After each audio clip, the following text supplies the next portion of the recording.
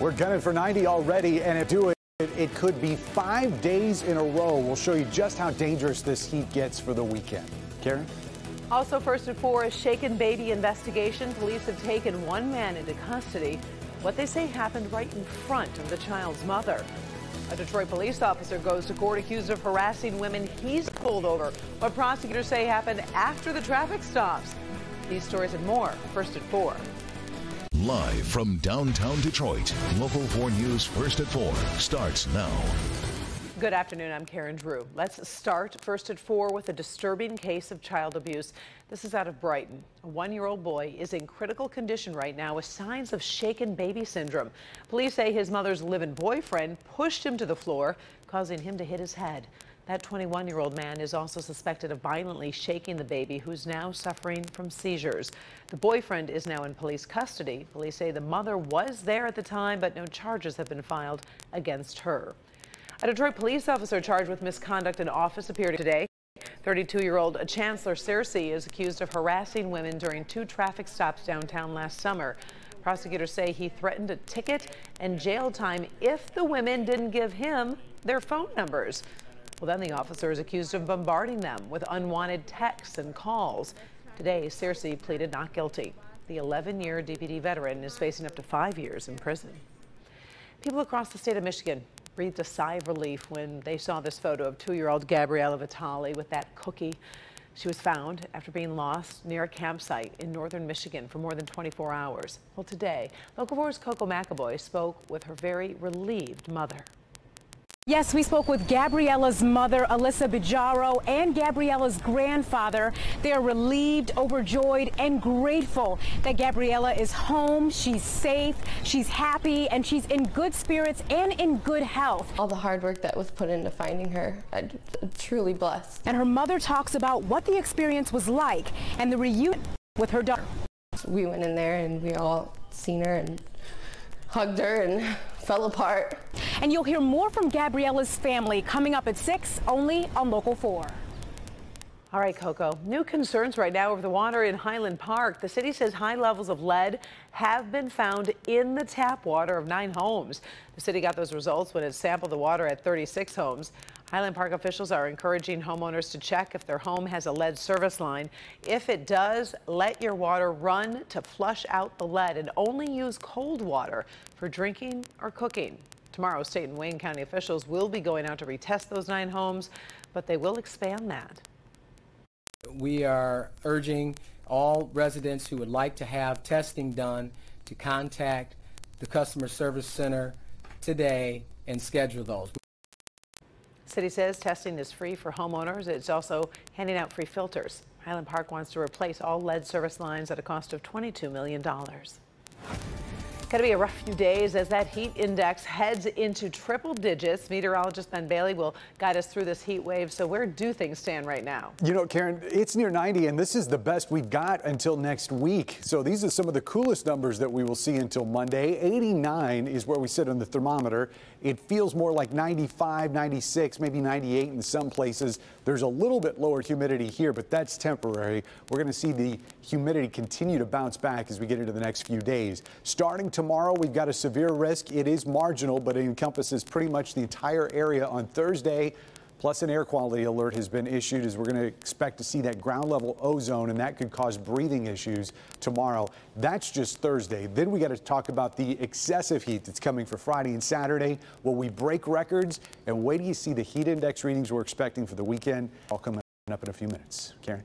All right, we'll check back with you, Ben, in a little bit. Meantime, we are hearing some emotional testimony today about those Boeing 737 MAX jets that have been grounded for months with no end in sight.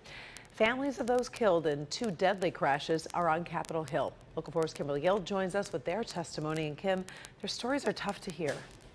Yeah, they are, Karen. Good afternoon to you. Today, those families shared their grief, frustration, and anger directed at Boeing over the loss of their loved ones. You'll probably recall 2 Boeing 737 MAX jets crashed within just months of each other, one in Ethiopia, the other in Indonesia. 346 people were killed. Right now, the crashes are blamed on faulty anti-stall software the pilots could not control. All Boeing 737 MAX jets have been taken out of service until the manufacturer can fix the software and retrain pilots properly. One Canadian man lost his wife, 3 children, and mother-in-law in the crash in Ethiopia. My wife and my mom-in-law knew they were going to die. They had to somehow comfort the children during those final moments, knowing they were all their last. If Boeing's wrongful conduct continues, another plane will dive to the ground, killing me, you, or your children, or your members, or all other members of your family. It is you who must be the leaders in this fight for aviation safety in the world. It's heartbreaking. Testimony like what you just heard there will certainly raise the pressure on Congress and the FAA to make sure Boeing doesn't rush the 737 MAX back into service. American and United Airlines have taken it out of service until at least November. Some aviation experts say probably won't get the all clear until the year 2020. Karen, will keep you posted on any new developments. Until then, we'll send it back to you. All right. Thank you, Kim. First, President Trump faced a vote condemning him. Now, impeachment is being talked about once again inside the House of Representatives. At this point, the impeachment resolution from Texas Congressman Al Green is expected to go nowhere.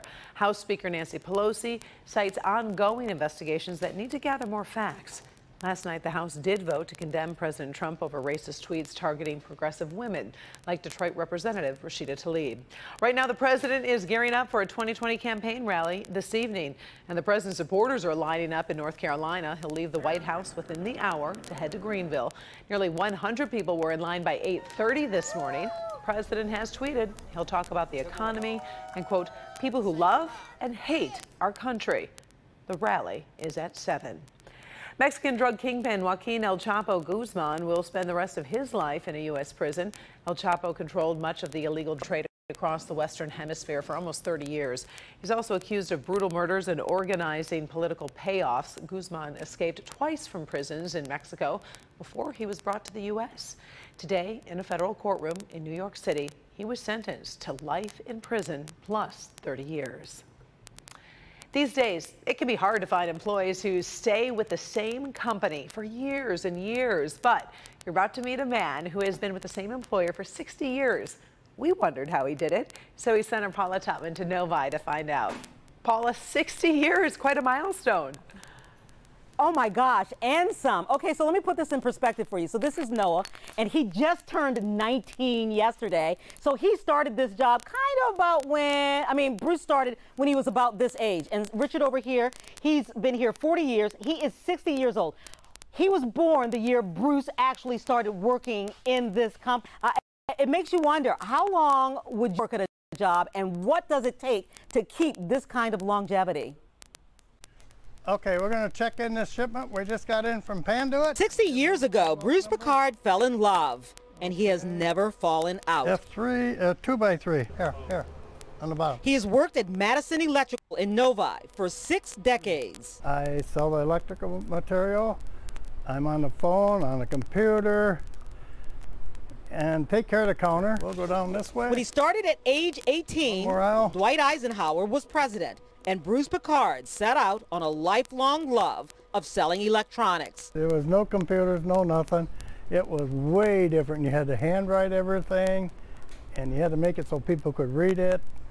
It was tough. At any given time, he had to memorize as many as 1 million SKUs, or individual products. The bolts, the nuts of the thing, the boxes, the breakers, the disconnects, and I know pretty much all of it. Some of it obscure, what the heck is that products, if you're not in the industry. I'm looking at this and I go, well, how would I even find this? Well, I don't even know what this is. That's a motor control item. A motor control item? That's a specialty type item. I'm looking for some straps to hang conduit. And he says he's never really worked a day in his life, even though he still works 8.5-hour days, because he's always loved the work. Go down this next aisle. I just like to work with the people, come in, see people on the phone. First thing that comes to mind is like the part numbers. I mean, he's been here 60 years, so he knows so many part numbers, the manufacturer name and the part number to a particular part. And it's just mind-boggling how he knows so much. He is loved and appreciated here. Personally, it's like another a father figure to me. He says retirement is not in the cards. I can check more stuff in. Not anytime soon. Tell me why. I like to come to work. He will work here until it's time to go home to God. I like the family that owns the business, and I like all the customers. So I'm here until someone tells me I have to go. And they say they're not going to tell him to go. Listen, I said Madison Electrical, and it's Madison Electric. Karen, you see, his brain is even sharper than mine. He is sharp-minded. He is straight of leg. I can tell you, I've been at Channel 4 for 25 pounds and 27 years. How long have you been at Channel 4? I've been here 21 years, so a little bit less than you, but I can't imagine being anywhere for 60 years. Nobody does that, Paula. We got a long way to go, gal. We got a long way to go to catch up with this guy. I don't know if we can. Thank you, Paula. You're right. We appreciate it. What a great story. Well, coming up right after the break, we have a Help Me Hank alert about a data breach that's involving the phone company. We'll talk about the information at risk and one extra step that you should take to protect your account. Also ahead, watch what happens to this Mercedes SUV, the mistake the driver made, and how everyone inside is doing this afternoon. And heartbreak on the golf course, how a daddy-daughter day took a surprising, tragic turn. First at 4 continues in just a few minutes.